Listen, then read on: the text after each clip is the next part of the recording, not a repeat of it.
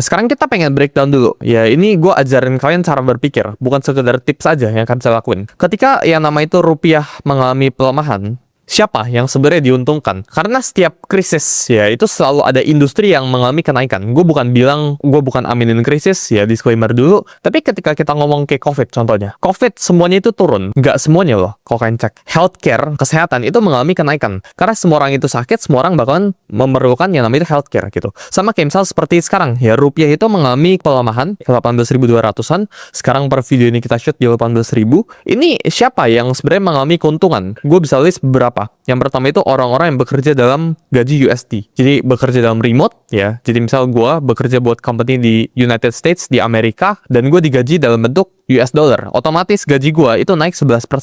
Nah ini otomatis ya gue diuntungkan gitu kan.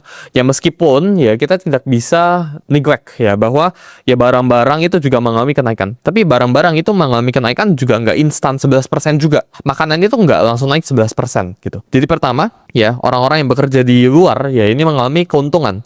Yang kedua orang-orang yang ekspor barang ke US. Ya, jadi kita ngomong ya orang-orang yang ekspor barang ke US ya. Terus misal gue bikin jam tangan, ya ini anggap jam tangan nih kayak gini nih. Nah kayak gini, jam tangan ini gue bikin di lokal ya rupiah. Tapi gue jual ke Amerika, otomatis gue bakalan dapat bayaran USD. Tapi kan gue bikin di sini, gue bikin di lokal ini pakai pabrik di lokal sebelah sini. Ini bikinnya lewat rupiah, alias IDR.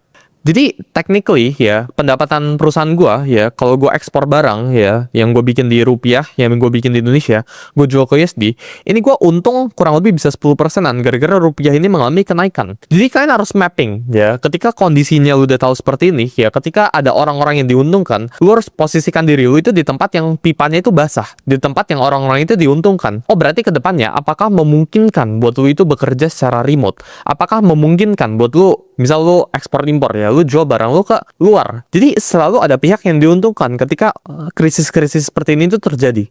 Selanjutnya yang ketiga ya, sebenarnya ada juga pihak-pihak yang berinvestasi di US stocks, saham Amerika.